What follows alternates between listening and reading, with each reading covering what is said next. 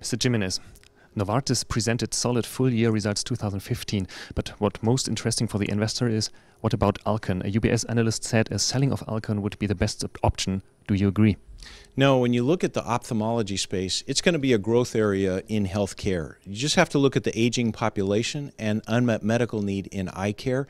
Alcon is the leader in that sector, so we believe that with the plan that we announced this morning, we'll be able to return Alcon to growth probably by the end of this fiscal year. And we're going to focus that business. We're going to invest more money in that business, and we believe that we can turn it. In February, the first generic drug of former blockbuster Glyve will come to the market.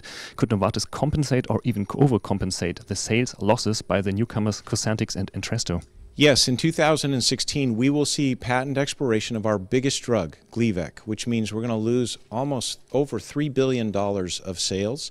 Now, I was able this morning to say that we expect sales to be broadly in line with last year, despite that. You know, most companies, when they go through a patent expiration like that, have a big decline. But it's because our innovation has been so successful, we're able to fully compensate with all of the new drugs for that patent expiration.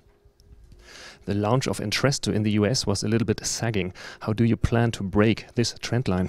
Entresto is our new drug for chronic heart failure, and there's a huge level of unmet medical need among patients around the world. Now, we were off to a slow start in the U.S. because we did not have market access.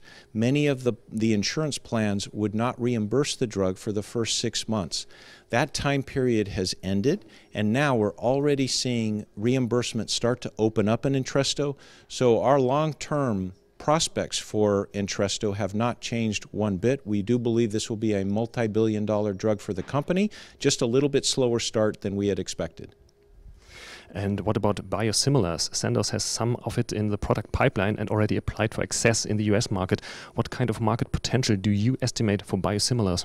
Yes, biosimilars is going to be a big and important part of our generics business in the future. You have not even seen the beginning of the impact of biosimilars. So while we have started to launch, and we have the first biosimilar launched into the U.S., probably the next 2 to 3 years, you're going to see a significant impact on our business as we file and continue to launch those businesses. Today, it's about just under $1 billion, but it's going to continue to grow and become a material part of the division.